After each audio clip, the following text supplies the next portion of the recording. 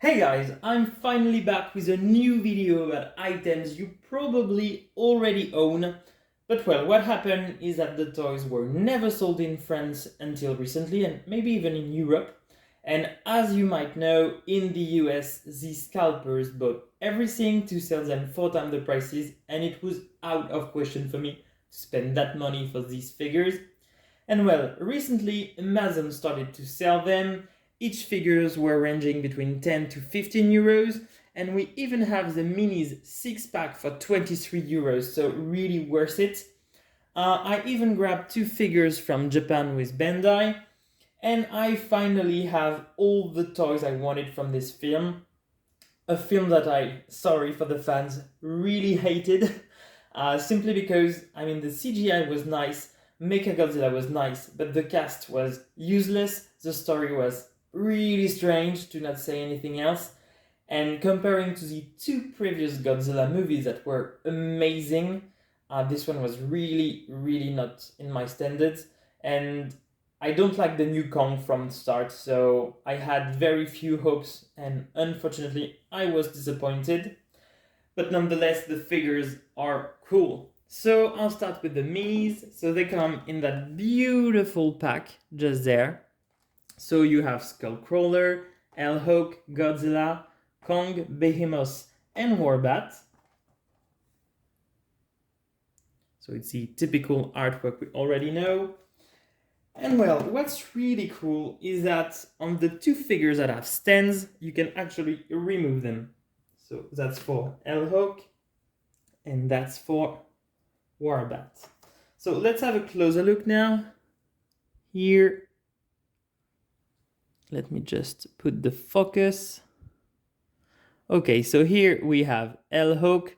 The figure is actually quite nice, soft plastic, but well sculpted. Then we have Warbat. This one is also very nice, the details are great.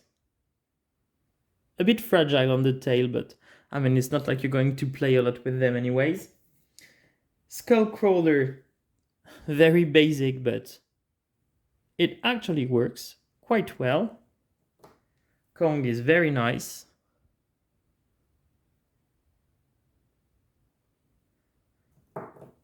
Godzilla is obviously quite perfect. And then we have Behemoth. This one was really awaited by many fans, so it's cool to finally have a figure. For those who don't know, this one appears in Godzilla in the previous films. And well, as you may know, the previous lines were made by Bandai and Jakks Pacific. We had several types of minifigures, but these are, I think, the best in terms of quality of plastic and paint. So that's really great.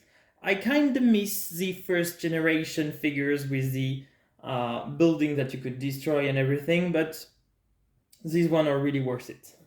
Then let's have a closer look at the main figures. So I've got, of course, Kong with the battle axe. So this one has a screaming face, if we can say so, whereas the one that comes with Jet has a closed mouth. There's also the first Godzilla, in which the spikes are actually black, and it comes with the tower. And then you have the other one with the kind of proton scream here, which is great. And then I have the brand new, actually, Godzilla with the proton scream. So it's basically the same figure as before, simply the silver plastic is now kind of black and the red spikes are now translucent. But well, I think these figures are really amazing. Like, let's have a look at Warbat. So you can open the mouth. You have actually wings you can move. If you want to solidify it to stand properly, you have this little plastic part, which is great. And of course, you can remove some skin parts, just like on the old Jurassic Park toys, to reveal wounds. So that's great. This one comes with an osprey here. So nothing rotates on it, it's just really simple plastic. Let me try to, yeah, it's better like that. So yeah, nothing incredible about this one, but the figure is really nice. Then we have Skullcrawler. It's super long, like comparing to the other figures, it's impressive.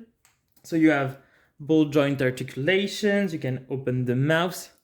You can't rotate the head, however, but you have a ball joint for the tail. Once again, we have a huge wound here, so you can reveal it this way with the ribs and everything, so that's quite nice. It comes with the HEAV, silver color, it's the best to be honest. And well, I will make the comparison right now with the Bandai figure. The Bandai is clearly bigger, like it's impressive the difference. This one looks a bit cheaper, actually. It even looks like a baby's toy, but I like it anyways. But clearly this one with the articulation is really amazing. Probably the best Skullcrawler that there is on the market right now. Then, let's have a look at Kong. So the figure is also quite nice. You have many ball joints everywhere. You can rotate even the hands. So that's really impressive. The head can rotate as well, and it's actually really well made. So as I was saying, with the closed mouth, you've got the military plane here, but with the other one, you've got the famous movie axe. So yeah, quite cool. Then Godzilla, so this one is the second version with the translucent spines.